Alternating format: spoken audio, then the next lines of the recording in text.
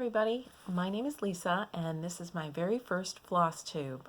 I am from upstate New York and have been a stitcher since I've been a teenager, and I hate to admit that's probably 40 years ago.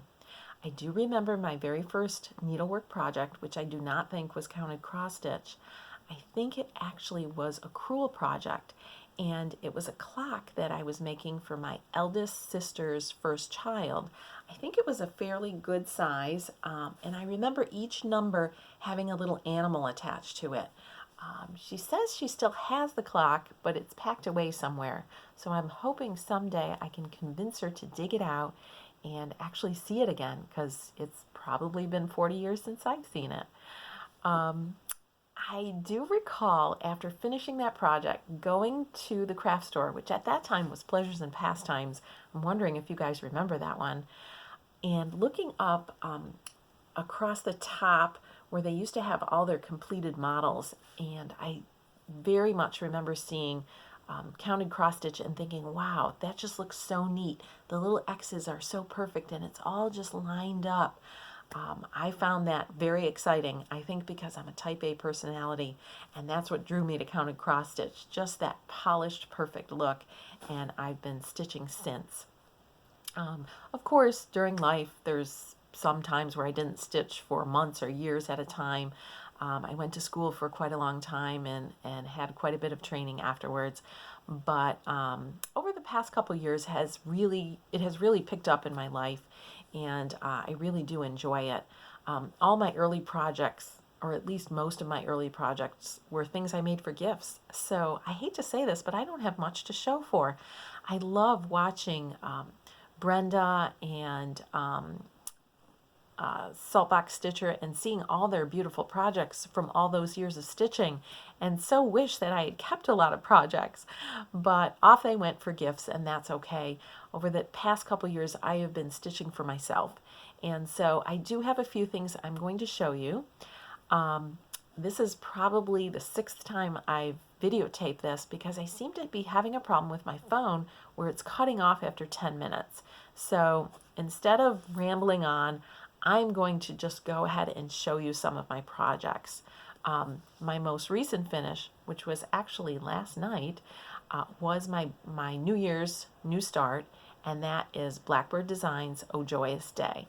So let me show you the pattern first. I'm sure you've all seen the pattern, but here it is, Oh Joyous Day by Blackbird Designs. In fact, I'm going to add Blackbird is probably my most favorite designer, or at least definitely in the top 10 for sure. So on my channel you probably will be seeing a lot of these designs because I love them, and yes, I would love a Blackbird wall, and I am working on that. So there is the design, and here is the project. Yay! Completed last night. This is with all the called for threads. My fabric is a 40 count. And guess what? I forgot. No, I didn't forget. This is Dixie Sampler fabric, actually, now that I think about it. Dixie Sampler fabric. The colorway I don't recall. I do have it written in my little journal that I keep, and of course I don't have that right next to me. Next time around I will. This is a learning process. But anyways, here it is, all completed. I'm thrilled with it. Don't quite know if I'm going to frame it or not. I have another idea that I might attempt, but I'll let you know in a future episode. So Blackbird Designs, very enjoyable stitch, very enjoyable stitch. I'm currently working on a little project out of the Ooh La La book, which I'm sure you guys are familiar with. Again, unprepared, don't have it out right now, but this is my first attempt with 100.3 silks in a beautiful red that I'm trying on a 5360 count Lakeside. So let me see if I can show you this. And it's so teeny tiny. I have to say, I'm not sure I'm a huge fan of this tiny linen. I I tend to be a 40 count girl. This 5360 is quite little and does require quite a bit of patience. As you can see from my lighting, I use one of these clip-ons that I bought years ago. It's called the Mighty Bright. I think I bought it from Barnes & Noble. And I'll turn it on here quickly. It really is quite bright and is so lightweight. It's just perfect for me for my cross stitch. So that's what I use lighting wise. So we'll see how that comes along. One of the other needlework items that I have completed in the past, and it's a little off the beaten path, is punch needle. And this design actually I had gotten from a class I went to, I'm going to say 6 to 8 years ago, and it was a class in Vermont. The class was called Autumn in Old Massachusetts, and let me show you. Here was the paperwork from the class, and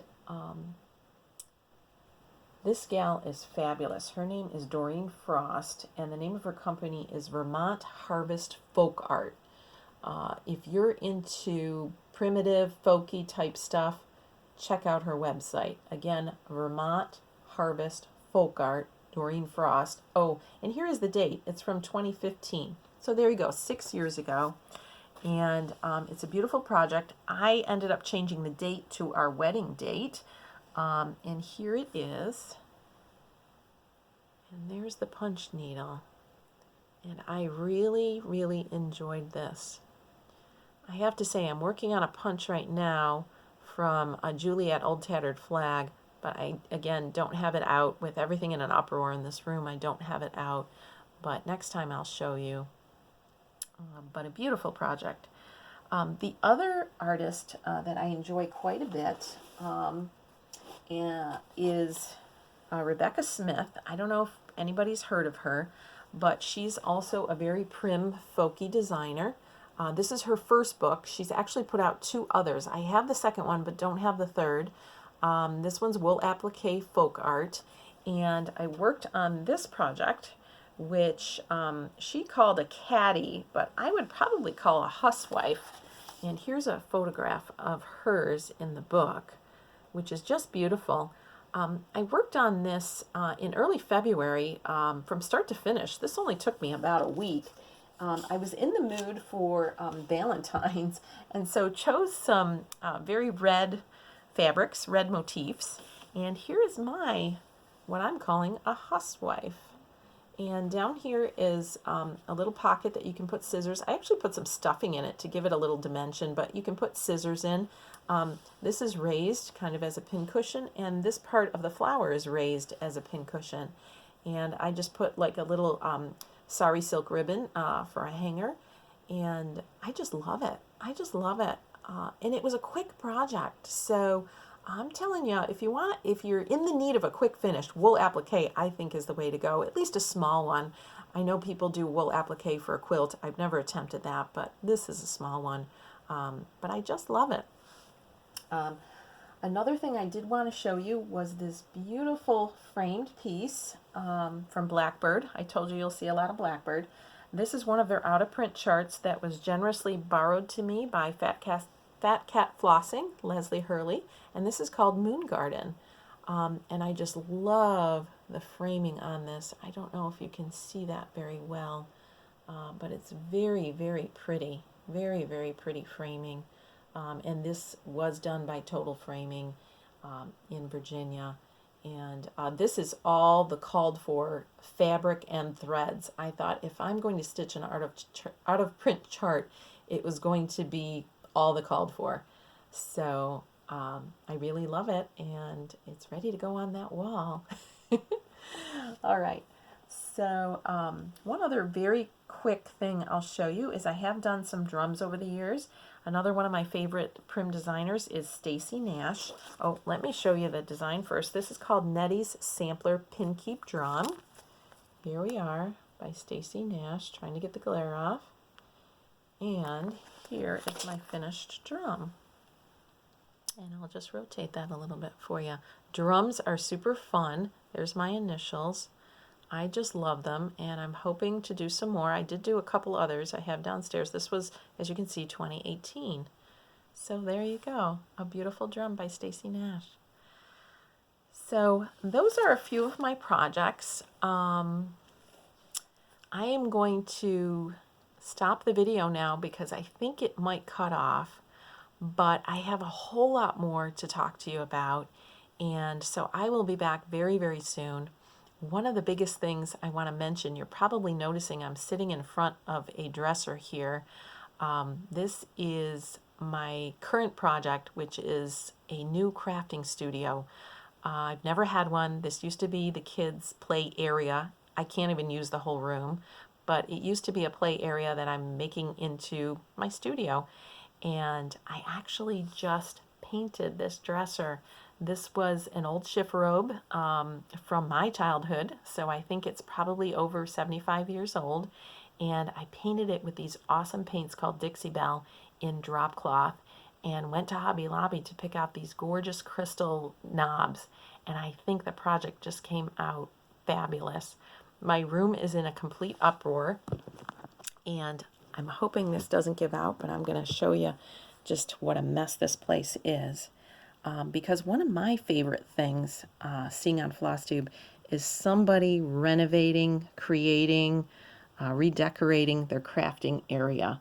So here's a mess of a before, and I'm hoping over the next week or so I can give you an after. Of course it won't be complete. Is any crafting studio ever complete? No. We keep adding things to the walls, storage, etc. But at least it will be a start for sure. And it's one of the reasons I decided to embark on doing a Flosstube, to kind of document this journey. I am so looking forward to hearing from everybody, becoming part of this community. It's just a real thrill. And over the next several months, I will try to get to know people and tell you a little bit more of my personal story. But for now, I'm going to say goodbye and see you soon. Hope you get a lot of stitching in, and take care, be safe, and be healthy. Bye.